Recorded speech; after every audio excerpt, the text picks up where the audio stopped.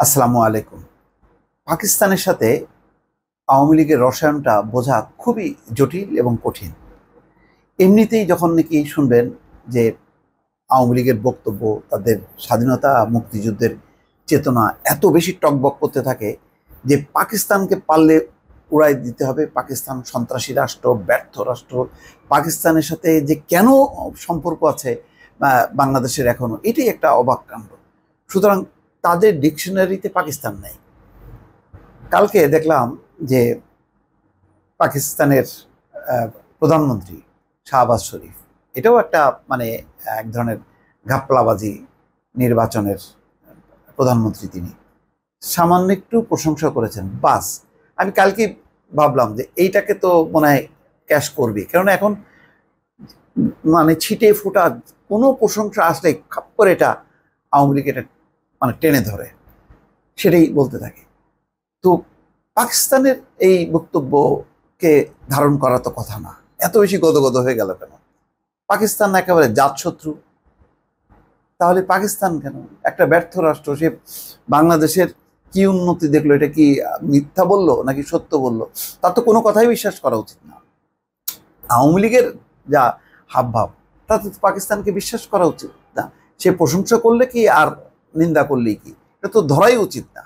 কিন্তু না, এইটাও এমনভাবে ধরলো। আজকে দেখলাম যে বিভিন্ন পত্রিকা এটা শিরোনাম করছে, ওবায়দুল কাদের খুব গদগদ হয়ে এই বিষয়ে বক্তব্য দিচ্ছে।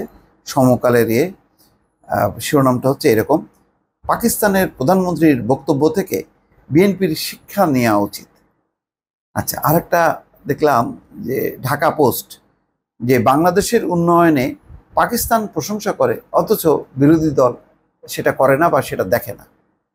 প্রথম আলোর শিরোনাম হচ্ছে যে বাংলাদেশের উন্নয়নে পাকিস্তান প্রশংসা করে অথচ বিরোধী দল তা দেখে না। ওবায়দুল কাদের, এত দুঃখ তাদের, তো অসুবিধা কি আছে?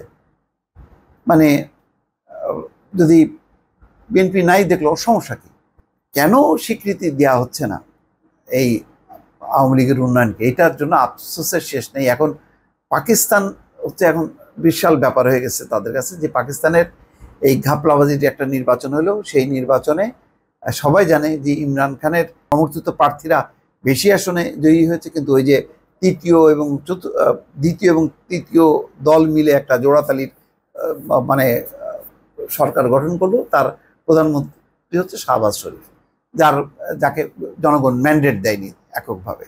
তো সেই মানে লোককে নিয়ে প্রশংসায় গদগদ। যাই হোক, এটা ভালো, অন্তত আওয়ামী লীগের মুখ থেকে প্রশংসা হচ্ছে পাকিস্তানের। এটাও কয়েকদিন আগে দেখলাম কি আতিফ আসলাম আসলো, মানে একেবারে রীতিমতো মাঠ কাঁপালো ঢাকায়।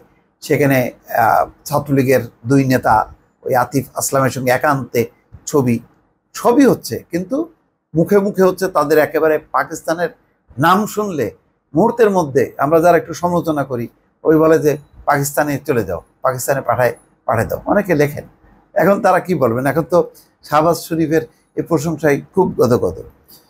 তো যাই হোক, এখানে যেটা শাহবাজ শরীফ বলছেন যে পাকিস্তানের বর্তমান প্রধানমন্ত্রী শাহবাজ শরীফ বলেছেন, যে সময় বাংলাদেশ পাকিস্তানের অংশ ছিল তখন তাদেরকে বলা হতো এই অংশটি পাকিস্তানের উপর একটা বোঝা, কিন্তু ওই বোঝাই এখন অর্থনৈতিক দিক দিয়ে ব্যাপক উন্নতি করেছে, ফলে এখন বাংলাদেশের দিকে তাকালে তিনি মানে লজ্জিত হন। কারণ বাংলাদেশ এগিয়ে গেলেও পাকিস্তান এখনো অনেক পিছিয়ে আছে।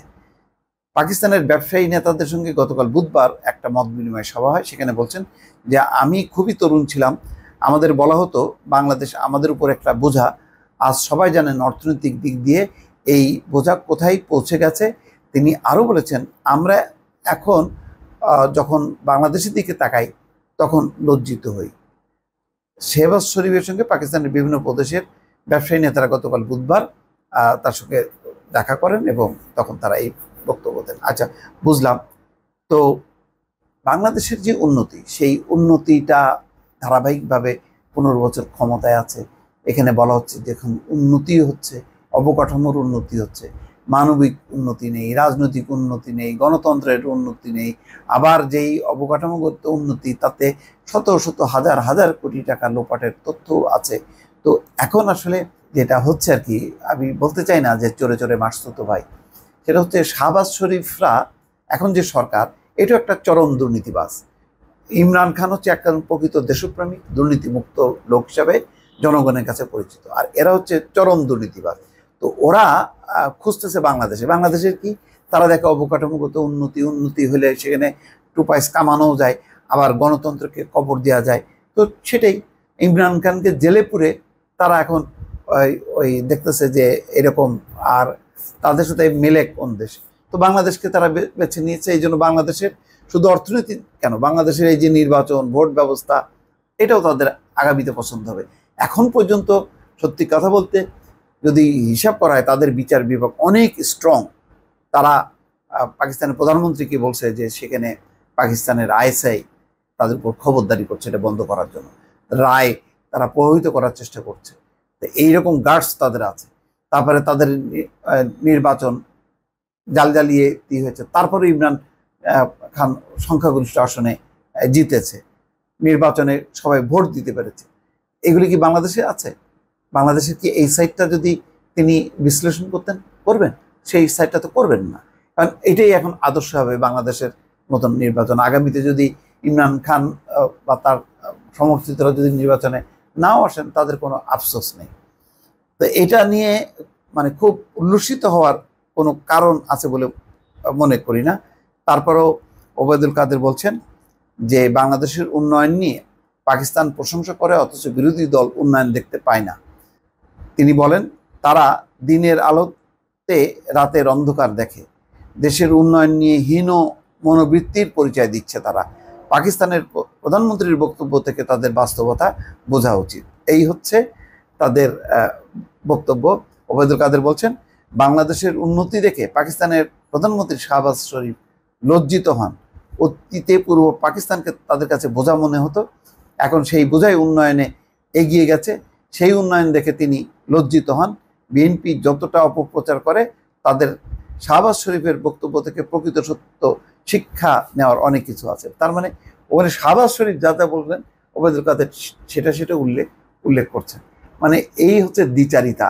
পাকিস্তানকে মুখে মুখে হচ্ছে মানে তাদেরকে একেবারে ধ্বংস করো, বিনাশ করো, তাদের একটা জঙ্গি রাষ্ট্র, সন্ত্রাসী রাষ্ট্র, ব্যর্থ রাষ্ট্র, আবার যখন নাকি প্রশংসা করছে টপ করে, তখন ওই অংশটা তারা নিচ্ছে। এইভাবে গোলমেলে কোনো নীতি কেউ হতে পারে? দর্শক ভালো থাকবেন, আল্লাহ হাফেজ।